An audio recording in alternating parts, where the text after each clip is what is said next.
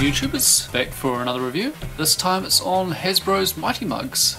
Now, Mighty Mugs are based off custom vinyl toys, which were a big thing in the States, I guess. And the whole idea of them was to make these little 2-inch toys, and each one of them was hand painted for a wacky character. Usually nothing that was associated with any television series, but just something the artist had thought up.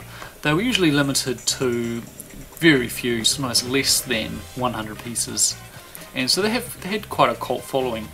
Now Hasbro took that concept and sort of scaled it up in both size and production, so they're no longer limited editions unless they're for a convention like Comic-Con. Personally, I only actually own these three.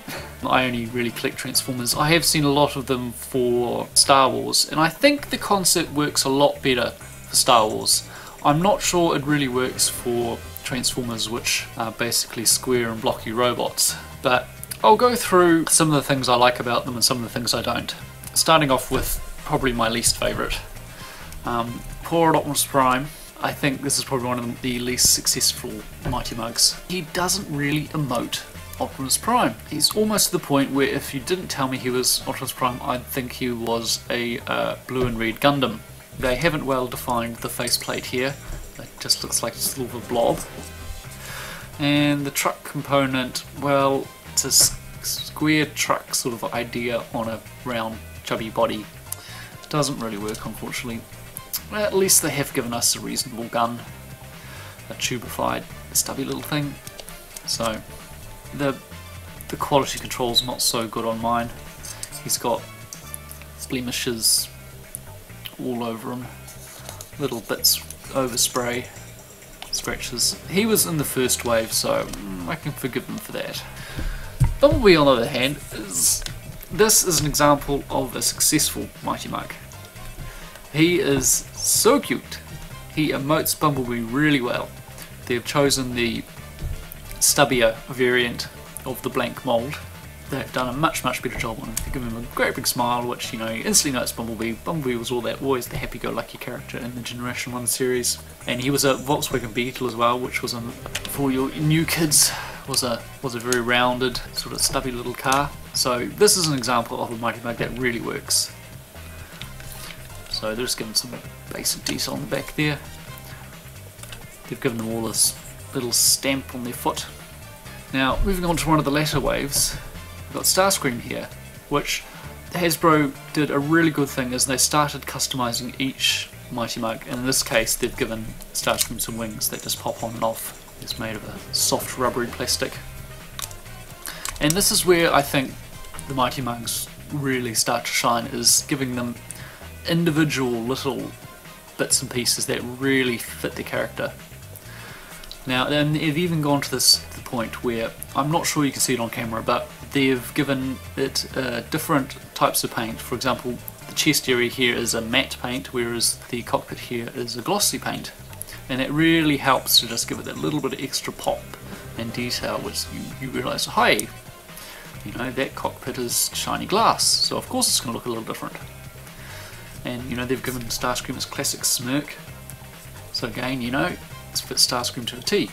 You look at Soundwave, meh, boring. Gundam, no personality. Grimlock, same effect. Megatron, doesn't work at all. Again, same reasons Prime doesn't work. If you're trying to fit a square robot in a round body. Second problem is the size. They're way too big. The original vinyl toys, the idea is based off, were only little 2-inch things at that.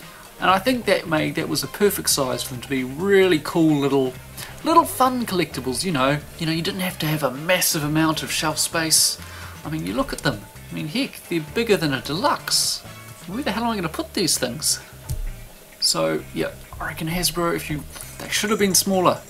You know, up to the neck, that would have been cool. You know, you could have had a mass of them on one shelf. Sadly, they're just a bit too big to really be in that cute sort of size. The third problem is price. These things are expensive.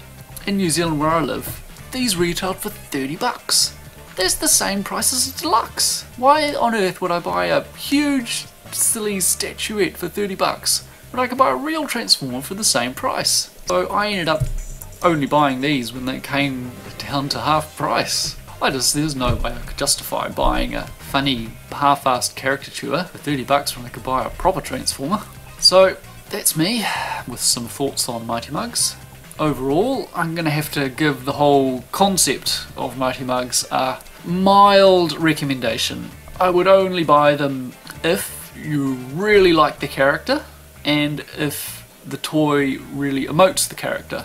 Because some of them, like Primey, if he wasn't Optimus Prime, I probably wouldn't have bought him, because he's just not that interesting. Starscream, on the other hand, he really emotes Starscream, but if they were just a little bit smaller and a little bit cheaper, like, I don't know, 10 bucks, that would have been a cool little impulse purchase.